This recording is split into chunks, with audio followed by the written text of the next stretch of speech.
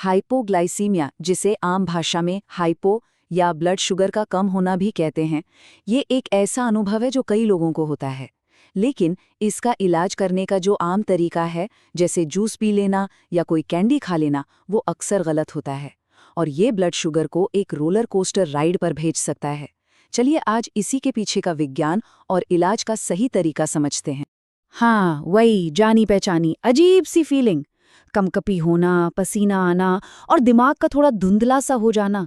ये सिर्फ एक एहसास नहीं है, बल्कि एक मेडिकल सिचुएशन है जिसे सही तरीके से समझना बहुत जरूरी है। तो चलिए इसकी साइंस में थोड़ा और गहरा उतरते हैं। तो भाई, ये हाइपो असल में है क्या? और यहाँ जो बात सबसे दिलचस्प है ना, वो ये है कि लो ब्लड शुगर को समझने के लिए दो बहुत जरूरी नंबर्स हैं। तो एक्सपर्ट्स ना दो जरूरी नंबर्स बताते हैं। पहला है क्लिनिकल हाइपो, जो 3.3 या 65 से कम होता है।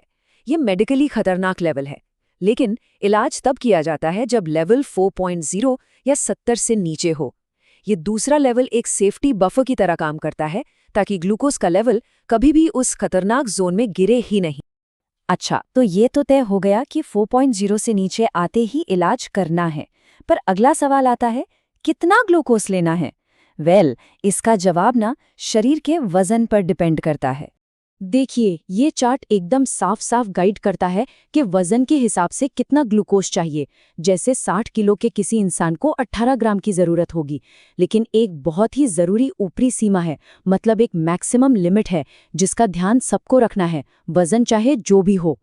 और वो जरूरी बात यह है कि एक बार के इलाज में 20 ग्राम से ज्यादा ग्लूकोज कभी भी इस्तेमाल नहीं करना है, कभी भी नहीं।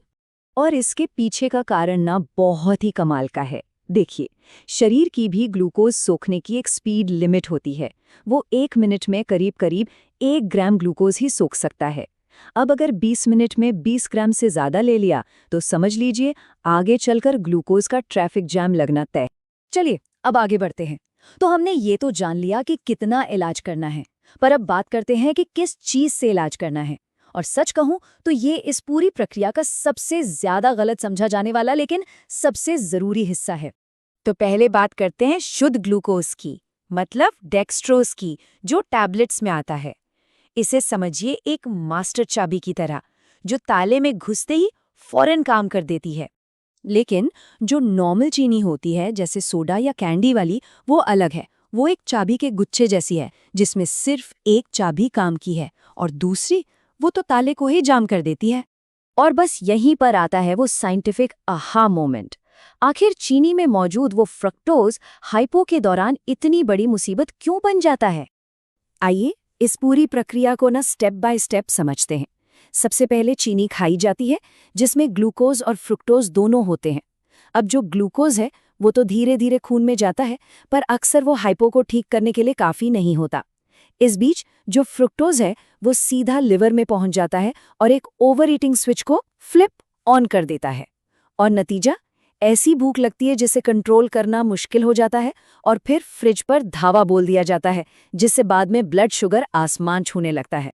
जो सोर्स मटेरियल है वो इस बात को एकदम साफ साफ कहता है कि फ्रुक्टोज ही वो चीज है जो हाइपो के बाद होने वाली उस बेकाबू भूख को जगाता है। ये एक बहुत ही आम और फ्रस्ट्रेटिंग एक्सपीरियंस है जिससे पूरी तरह बचा जा सकता है। तो चलिए अब इन सारी बातों को समेटकर एक आसान, याद रखने लायक टूल किट बना लेते हैं, ताकि हाइपो का इलाज एकदम परफेक्ट तरीके से हो। तो ये है वो 4 नियम।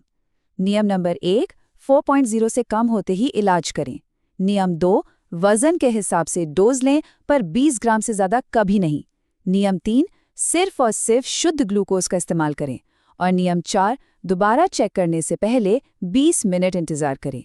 बस ये नियम किसी भी घबराहट वाले पल को एक शांत और असरदार एक्शन में बदल देते हैं। तो आखिर में बस यही सोचना है कि हाइपो का इलाज सिर्फ कोई स्नैक नहीं है, ये एक मेडिकल टूल है। सवाल ये है कि क्या सही टूल का इस्तेमाल हो रहा है, क्योंकि सही टूल चुनना न सिर्फ उस पल के लिए बल्कि लंबी सेहत के लिए भी बहुत बड़ा फर्क पैदा करता है।